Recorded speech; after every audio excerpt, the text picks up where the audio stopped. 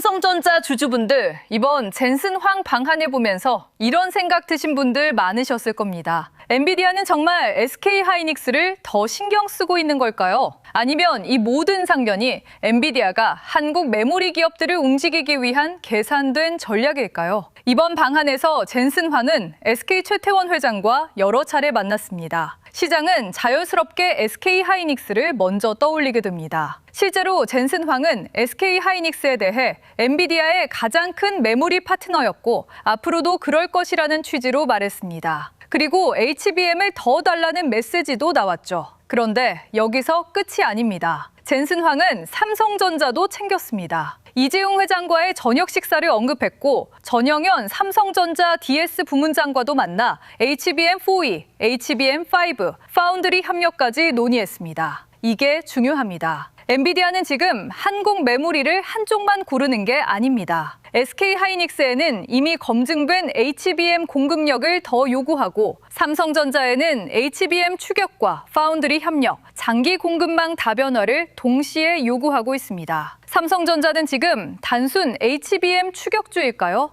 아니면 엔비디아 AI 생태계 안에서 파운드리와 메모리를 함께 가진 재평가 후보일까요? 이번 뉴스의 핵심은 젠슨 황의 움직임입니다. 젠슨 황은 방한 기간 내내 한국 기업들과 강하게 연결되는 모습을 보여줬습니다. 특히 SK그룹과는 매우 가까운 장면이 많이 나왔습니다. 최태원 회장과 여러 번 만나고 SK하이닉스의 메모리 공급 중요성을 강조했고 AI 팩토리 파트너십까지 발표했습니다. 시장에서는 자연스럽게 SK하이닉스 쪽에 더 큰 관심이 몰렸습니다. 그럴 수밖에 없습니다. SK하이닉스는 현재 HBM에서 가장 선명한 대장주 프리미엄을 받고 있습니다. 엔비디아 GPU가 팔릴수록 HBM 수요가 커지고 그 중심에 하이닉스가 있다는 시장 인식이 강합니다. 하지만 삼성전자 주주분들은 여기서 한 가지를 놓치면 안 됩니다. 젠슨 황이 SK와 가까운 모습을 보여줬다는 사실이 삼성전자가 제외됐다는 뜻은 아닙니다. 오히려 엔비디아 입장에서는 삼성과 SK 모두를 필요로 하는 상황에 가깝습니다. AI 생태계가 너무 빠르게 커지고 있기 때문입니다. 엔비디아가 왜 삼성전자와 SK하이닉스 모두를 필요로 할까요? 이유는 간단합니다. AI 인프라 수요가 너무 큽니다. 엔비디아 GPU 하나만으로 AI 데이터 센터가 완성되지 않습니다. GPU 옆에는 HBM이 필요하고 서버에는 고용량 D램이 들어가고 데이터 저장에는 낸드와 기업용 SSD가 필요합니다. 여기에 패키징, 전력 효율, 발열 관리, 공급 안정성까지 붙습니다. AI 반도체는 이제 단일 부품 싸움이 아닙니다. 전체 공급망 싸움입니다. 엔비디아가 계속 성장하려면 메모리 병목을 줄여야 합니다. HBM이 부족하면 GPU를 아무리 잘 만들어도 AI 서버 공급 속도가 막힐 수 있습니다. 그래서 젠슨 황이 한국에 와서 HBM을 더 달라고 말하는 건 단순한 요청이 아닙니다. 엔비디아의 성장 속도를 유지하기 위해 한국 메모리 기업들이 더 빠르게 움직여야 한다는 압박에 가깝습니다. 이 압박은 SK하이닉스에도 가고 삼성전자에도 갑니다. 삼성전자 입장에서 이번 회동이 중요 이유는 HBM만이 아닙니다. 전영현 부회장은 젠슨 황과 만난 뒤 HBM4E와 HBM5 같은 장기 협력 이야기를 했다고 밝혔습니다. 이 부분만 봐도 삼성전자는 단순히 현재 HBM 공급만이 아니라 다음 세대 제품에서 다시 기회를 만들려는 흐름입니다. 하지만 더 중요한 건 파운드리입니다. 보도에 따르면 삼성전자는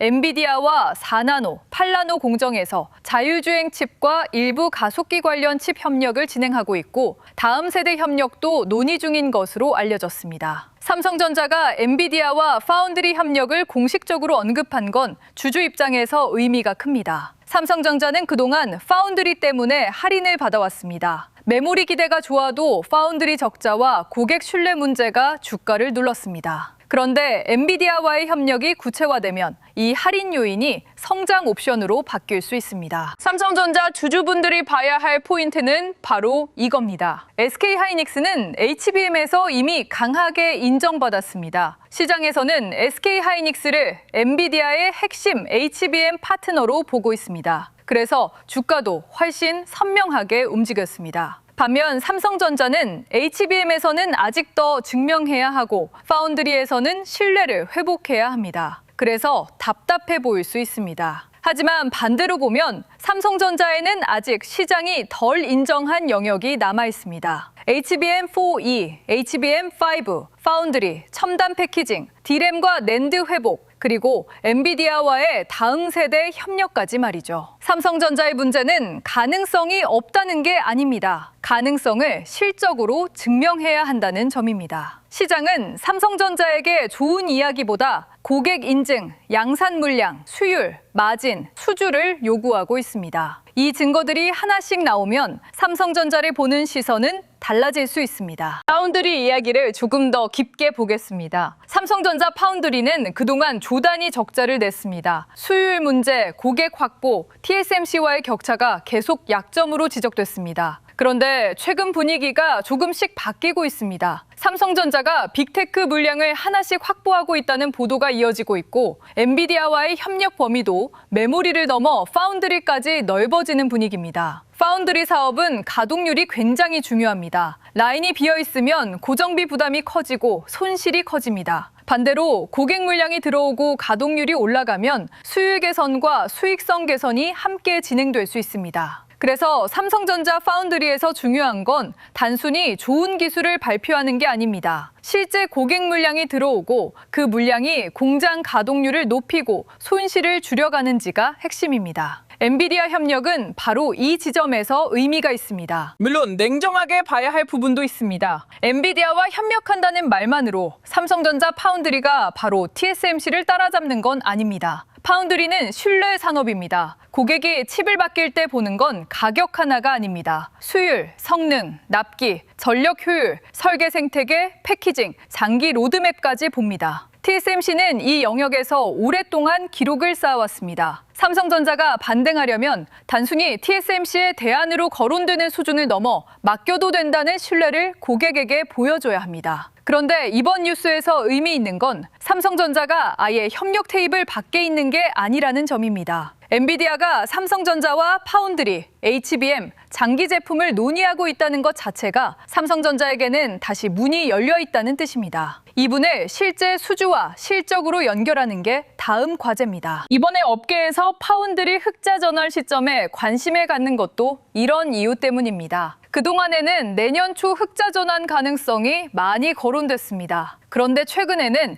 올 하반기 흑자 전환 기대감까지 나오고 있습니다. 물론 이건 기대입니다. 확정된 결과는 아닙니다. 하지만 투자자들이 이 부분을 보는 이유는 분명합니다. 삼성전자 주가에서 파운드리는 오랫동안 부담이었습니다. 메모리가 좋아져도 파운드리 적자가 주가의 발목을 잡았습니다. 그런데 파운드리 손실이 줄고 빅테크 물량이 붙고 엔비디아 협력이 구체화되면 파운드리는 더 이상 할인 요인만은 아닐 수 있습니다. 이 변화가 실제로 확인되면 삼성전자 재평가의 폭은 커질 수 있습니다. 삼성전자 주주분들은 파운드리 흑자 전환이라는 단어보다 그 전 단계인 가동률, 고객 물량, 수율 안정화를 봐야 합니다. 여기서 TSMC와의 경쟁 구도도 중요합니다. TSMC는 여전히 압도적인 1위입니다. TSMC 회장이 경쟁자들의 추격에 대해 강한 자신감을 보였다는 이야기도 나왔죠. 이 말은 TSMC가 아직 삼성전자를 쉽게 보지 않는다는 뜻이기도 하고 동시에 시장이 삼성전자의 반등 여부에 관심을 갖고 있다는 뜻이기도 합니다. 삼성전자가 TSMC를 단번에 따라잡는 그림은 현실적이지 않습니다. 하지만 삼성전자에게 필요한 건 당장 1위를 빼앗는 게 아닙니다.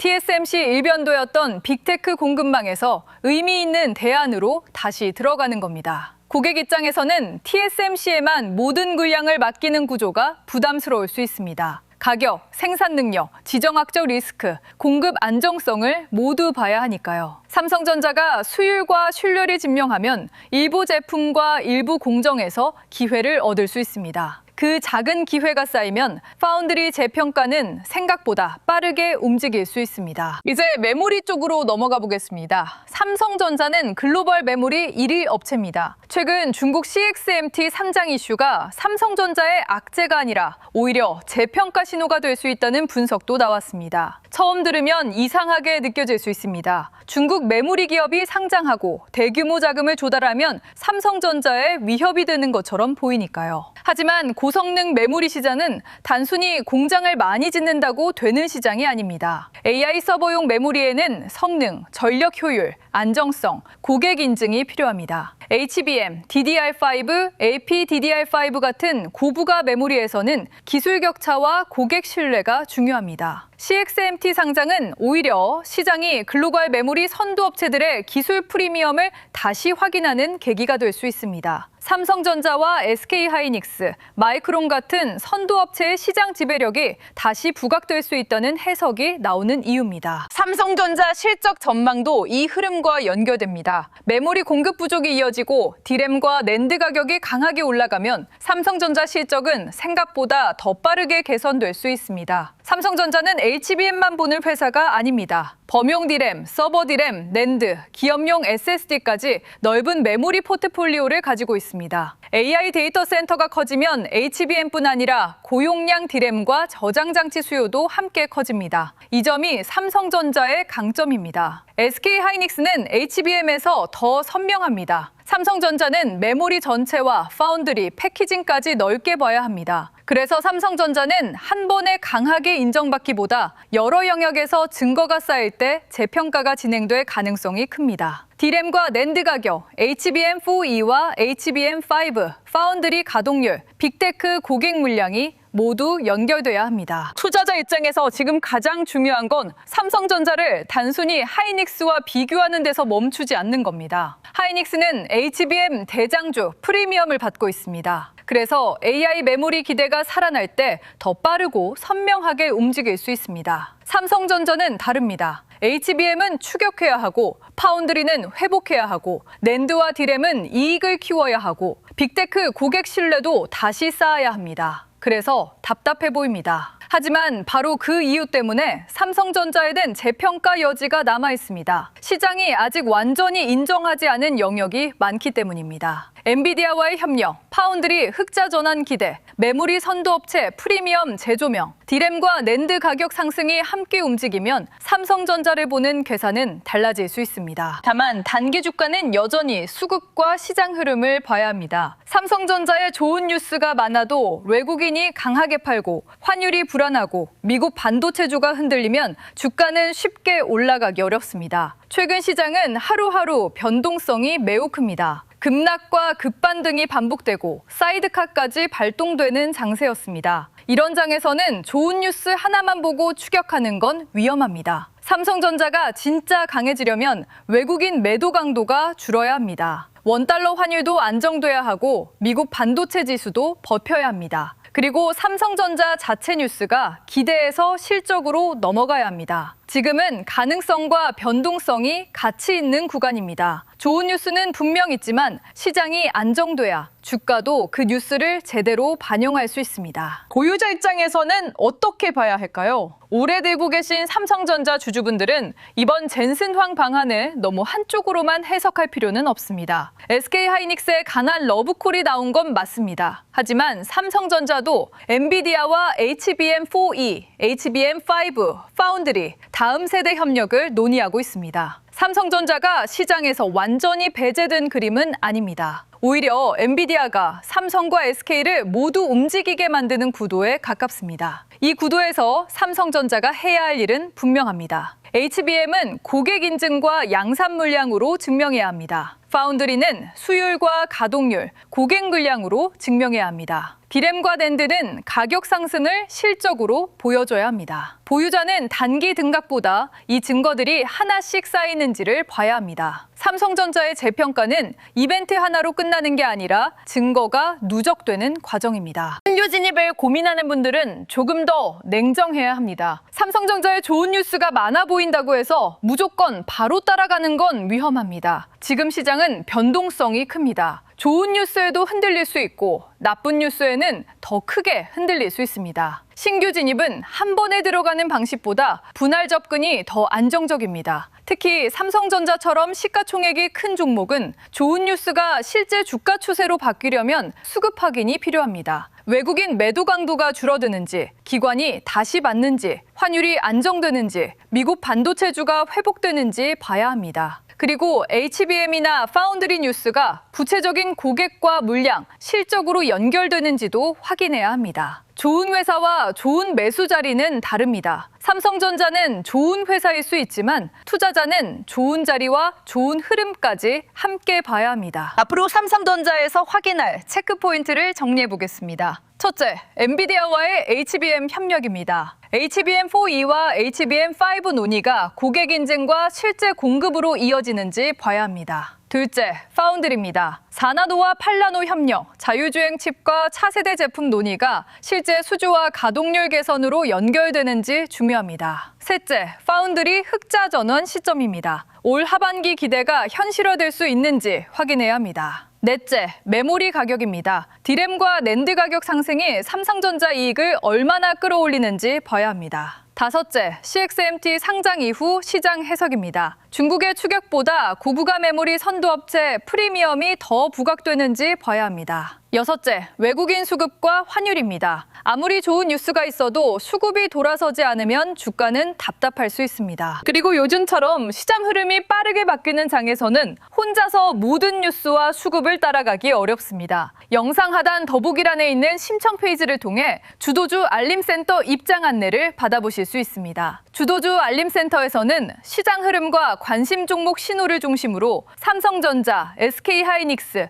반도체 소부장, 전력인프라처럼 돈이 움직이는 구간을 함께 확인하실 수 있도록 준비하고 있습니다. 텔레그램 링크를 바로 공개하는 방식은 아니고요. 영상 하단 더보기란에 신청 페이지에서 신청해 주시면 확인 후 입장 안내를 받으실 수 있습니다. 젠슨황 방한 이후 삼성전자와 SK하이닉스, 반도체 소부장, 전력인프라까지 돈의 흐름이 빠르게 바뀔 수 있습니다. 혼자 시장을 쫓아가기 어렵다면 주도주 알림센터 입장 안내도 함께 확인해 보시면 좋겠습니다. 이번 젠슨황 방한은 SK하이닉스만의 이야기가 아닙니다. SK와의 끈끈한 관계가 부각된 건 맞습니다. 하지만 삼성전자도 HBM4E, HBM5, 파운드리, 다음 세대 협력이라는 중요한 테이블 위에 올라와 있습니다. 엔비디아는 한국 메모리를 더 필요로 하고 있습니다. 그리고 삼성전자와 SK하이닉스 모두에게 더 많은 공급과 더 빠른 기술 경쟁을 요구하고 있습니다. 삼성전자에게 이번 뉴스의 핵심은 HBM만이 아닙니다. 파운드리 협력입니다. 엔비디아와의 자율주행 칩, 일부 가속기 관련 협력, 다음 세대 논의가 구체화되면 삼성전자 파운드리의 할인 요인은 줄어들 수 있습니다. 여기에 디램과 낸드 가격 상승, CXMT 상장 이후 고부가 메모리 선도업체 재평가, 파운드리 흑자 전환 기대가 붙으면 삼성전자 주가를 보는 시선은 달라질 수 있습니다. 물론 아직은 증명이 필요합니다. 고객 인증, 양산 물량, 수율, 가동률, 실적이 따라와야 합니다. 하지만 삼성전자가 다시 평가받을 수 있는 재료는 분명히 쌓이고 있습니다. 다음 구간에서 봐야 할 건 좋은 뉴스의 개수가 아니라 그 뉴스가 실제 숫자로 바뀌는 속도입니다. 삼성전자의 진짜 반전은